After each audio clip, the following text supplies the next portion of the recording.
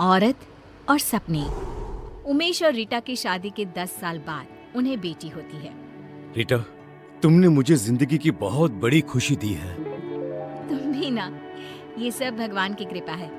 बस हमारी बेटी बड़ी होकर कुछ अच्छा करे। रीटा की सास बिंदिया ये खबर सुनकर गांव से चली आती है। हम अब से यहीं रहेंगे, दादी पोती साथ में खेलेंगे। अपनी पोती का नामकरण भी हम ही करेंगे।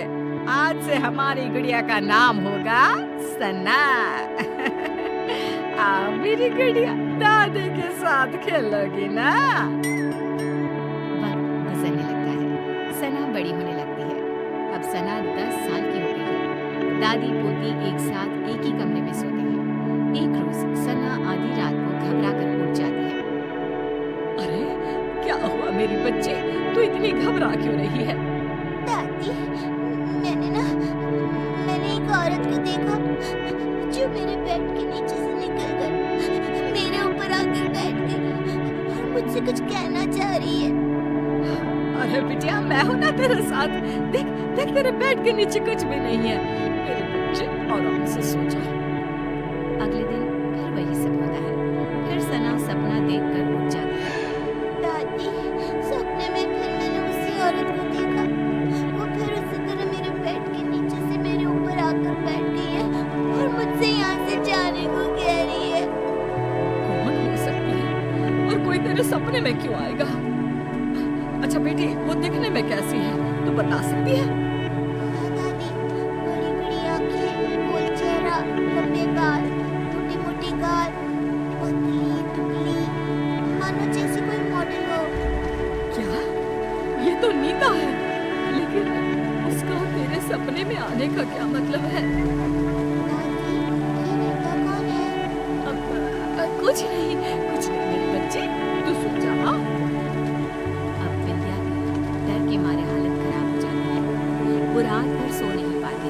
अगली सुबह विद्या सारी बातें उमेश से कहती है। उमेश, वो वापस आ गई है। इस बार उसने अपना शिकार हमारी सना को बनाया है। सना को कुछ हो गया तो हम तो मर जाएंगे। क्या माँ, आप भी कैसी बातें कर रही हो? सपने से भला क्या होता है? कौन सा वो सच में निकल कर बाहर आ जाएगी? माँ, आप है ना कुछ ज्यादा ही सोच रही हैं। इस बात को यहीं खत्म कर दीजिए और देखिए, रीटा को इसके बारे में कुछ भी खबर नहीं होनी चाहिए। उमेश की बातें बिंदिया के दिमाग से आर पार हो जाती है और वो नीता के बारे में ही सोचती रहती है। पहले तो सना को सपने रात में आते थे, लेकिन अब तो उसे दिन में भी सपने आने लगते हैं। एक शाम जब सना सोकर उठती है और जोर जोर से रोने लगती है। नहीं, मेरी मम्मी को कुछ मत करना। मैं वो सब करूंगी जो तुम कहोगी। क्या हुआ मेरी बच्ची, तू रो क्यों रही है? मम्मा, मम्मा वो आपको मार देगी। वो रोज रात को मेरे सपने में आती है। कभी मेरे बेड के नीचे तो कभी मेरी अलमीरा के पीछे छिपी रहती है। क्या बोल रही है बेटा? मुझे कुछ समझ में नहीं आ रहा। कौन आ जाती है और मुझे क्यों कुछ करेगी? मम्मा, एक औरत मेरे सपने में आती है। मेरे बेड के नीचे से निकलकर मेरे ऊपर आकर बैठ जाती है। ये उसका घर है। वो आपको मार देगी क्योंकि आपने उसकी जगह छीन ली है इस घर में। बेटा, ऐसा कुछ नहीं है और सपने ना सच नहीं होते। आपकी मम्मा को कोई नहीं मार सकता। रिया सना को तो शांत कर देती है, लेकिन उसके दिमाग में ये सब चलने लगता है और वो अपनी सास को ये सब बताती है। ये सब मुझे पता है रीटा। तब तो आपको ये भी पता होगा कि वो औरत कौन है जो सना के सपने में रोज आती है, और आपने मुझसे ये सब क्यों छुपाया? हमें कुछ नहीं पता बहू। हमें तो लगा कि तुझे चिंता हो जाएगी, इसीलिए हमने तुझे नहीं बताया। सपनों का हकीकत का क्या मेल? नहीं मम्मी जी, इस सपने का कोई ना कोई मतलब जरूर है। अगली सुबह रीटा और विंध्या किसी पंडित को अपने घर बुलाते हैं और सना को झाड़ा दिखाती है और उसे सारी बात बताती है। उस औरत की आत्मा भटक रही है और कहीं ना कहीं उस औरत का इस घर से कोई ना कोई संबंध जरूर है। सना बिटिया को ही इसका तोड़ निकालना होगा। और उससे पूछना होगा वो क्यों आई है और वो क्या चाहती है। रीटा सना को समझाती है कि उसे उस औरत से सब कुछ पूछना होगा। जब सब सो जाते हैं और सना को सपने दिखने शुरू हो जाते हैं, तब वो देखती है कि अलमीरा के पीछे से वही औरत झांक रही है और पंखे के ऊपर आकर बैठ गई है और वो सना को दिख रही है। सना उठकर बैठ जाती है। तभी वो औरत उसका गला दबाने लगती है और कहती है, बोला था ना, निकल जाओ इस घर से, ये घर मेरा है, नहीं गई तो दोनों माँ बेटी मरोगे मेरे हाथ से। कौन हो तुम? मुझसे और मेरी मम्मा से तुम्हारी क्या दुश्मनी है? इतने में ही सना डर से उठ जाती है और रोने लगती है। रीटा और बिंदिया उसके पास बैठी होती है। बेटा, तूने उससे पूछा या नहीं? इतने में ही उन लोगों को एक आवाज आती है, पूछा, लेकिन जवाब सुने बिना उठ गई, इसीलिए मुझे यहीं आना पड़ा। जोरों की हवा चलने लगती है, कमरे का सारा सामान गिरने लगता है और एक औरत सबके सामने आकर खड़ी हो जाती है। तुम कौन हो? बिंदिया, तू नहीं जानती मैं कौन हूँ? तू बताएगी इन लोगों को या मैं बताऊं?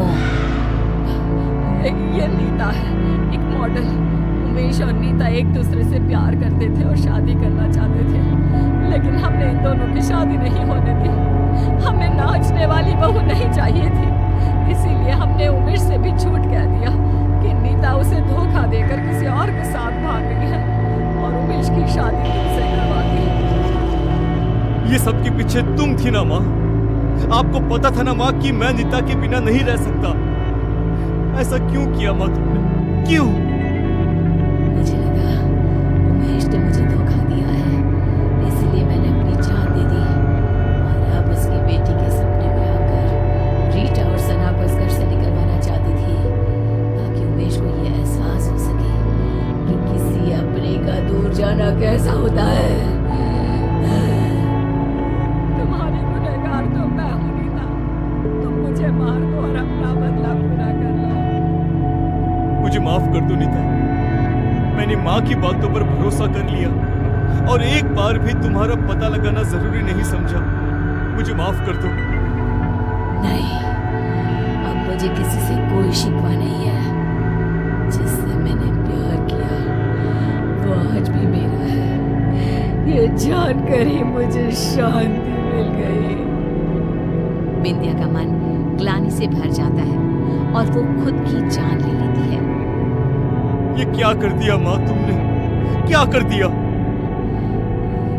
एक बेकसूर की जिंदगी खराब कर दी मैंने। अब मुझे जीने का कोई हक नहीं बचा। हमें माफ कर देना नीता। बिंदिया की मौत हो जाती है और नीता की आत्मा को शांति मिल जाती है। उमेश नीता को अपनी पहली पत्नी का दर्जा देकर उसकी तस्वीर अपने घर